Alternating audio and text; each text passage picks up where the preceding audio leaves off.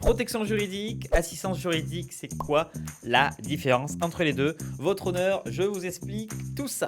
Alors l'assistance juridique, c'est quelque chose qui est proposé souvent par les comptes bancaires en ligne, les comptes bancaires professionnels, par exemple Shine, qui propose ça, Conto aussi propose ça. Et vous verrez peut-être dans les banques en ligne spéciales pour indépendants, proposent aussi ce genre d'assistance juridique. À quoi ça sert? C'est pour pouvoir avoir accès à des conseils sur la partie juridique, la partie légale. Je prends un exemple. Imaginons que vous voulez faire vos CGV, vos CGU, les mentions légales, ou alors vous avez un contrat de prestation de service avec votre client. C'est votre client qui vous fournit un contrat à signer, etc. Et là, vous avez un doute sur les mentions légales. Vous pouvez contacter votre assistance juridique pour pouvoir avoir accès à des juristes, des fois des conseillers, etc., qui vont vous donner du coup, des conseils ou même des modèles de CGV, CGU, etc. Ça peut être aussi cool dans le sens où, imaginons que vous envoyez votre facture à un client, il ne veut pas payer ou il met trop tard à payer. Vous le faites une relance, deux relances, et après vous ne savez pas comment ça se passe. Vous pouvez aussi contacter l'assistance juridique pour pouvoir dire comment ça se passe, mon client ne veut pas payer, qu'est-ce que je dois faire? Et l'assistant juridique va vous expliquer toutes les démarches avec les différents types de relances à l'amiable, etc., pour pouvoir vous faire payer. Donc en fait, ce sont des conseils qu'on peut avoir, un accès à des juristes, à des conseillers experts. Et ça, on ne s'en rend pas souvent compte, et même des modèles de contrats, de CGV, CGU pour le site internet. Et ça, on ne s'en rend pas forcément compte. Donc je vous invite à regarder dans vos contrats si vous avez accès à cette assistance juridique. Si vous voulez la prendre séparément, c'est à peu près une dizaine, quinzaine d'euros par mois. Maintenant, la protection juridique. Donc ça, c'est vraiment une assurance à part entière. C'est pour vous prendre en charge, en gros, c'est pour prendre en charge les frais de justice si vous avez votre client qui vous attaque en justice. Alors, je prends un exemple. Imaginons que vous faites votre boulot et que votre client il est pas content parce que, je sais pas moi, vous avez fait fuiter des données ou j'en sais rien, ou alors vous travaillez pour son concurrent, des choses comme ça, et pour X ou Y raison, votre client il se dit, allez hop, je vais l'attaquer en justice. Il va falloir payer des frais d'avocat, etc., ce genre de choses. Et bien, la protection juridique, elle est là pour prendre en charge ces frais-là. Elle n'est pas là pour, c'est pas Superman qui va se mettre devant en disant allez, je vais contrer toutes les attaques. Non, non, c'est juste une indemnisation pour pouvoir prendre en charge les frais juridiques. Et ça peut être aussi frais de notaire, etc. Donc là, je vous invite à regarder sur vos contrats parce qu'il y a marqué tout ce qui est pris en charge, tout ce qui n'est pas pris en charge.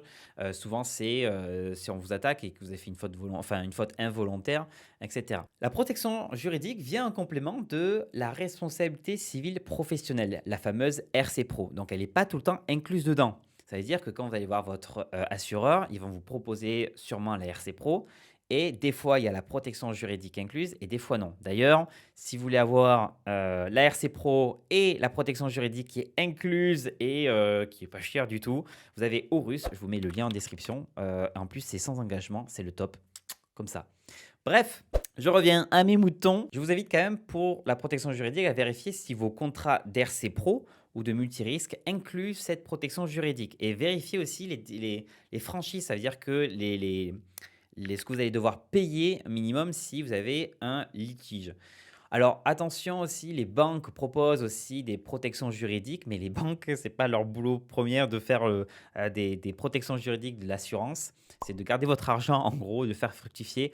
Donc vérifiez parce qu'elles vont proposer peut-être des protections juridiques pas chères, mais avec quand même des franchises élevées ou des limitations sur les exclusions.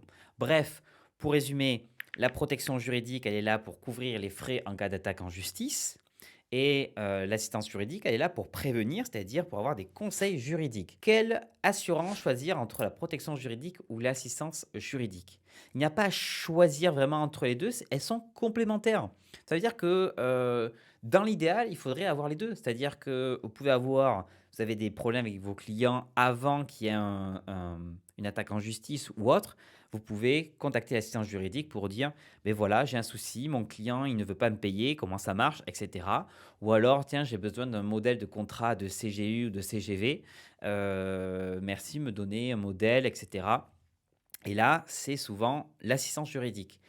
Ou alors, la protection juridique si on se dit, ben ça peut valoir le coup si, par exemple, on va travailler avec des clients qui sont assez importants ou alors, je sais pas moi, on manipule des données assez sensibles, des choses comme ça. On veut se prémunir en cas de problème avec le client.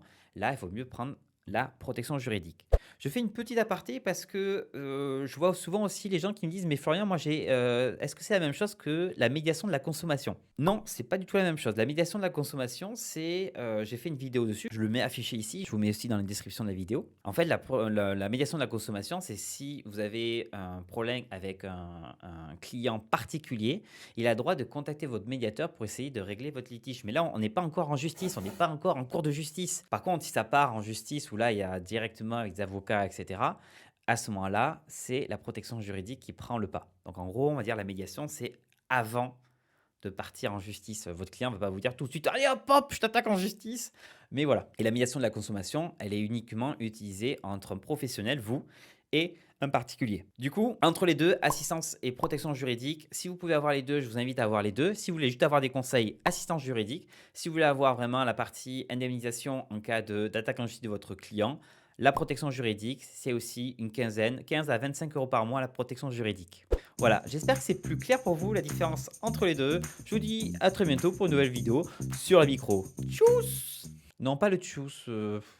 Hein. C'est souvent un complément de la RC Pro, responsabilité civile. Je vais la refaire. Alors la protection juridique, elle n'est pas souvent incluse. Je vais y arriver. Non, on va arrêter ce truc-là. C'est quoi cette Je parle trop vite. Non, ça on va aussi l'enlever, désolé. On va recommencer cette partie-là. C'est le top, comme ça. Bref,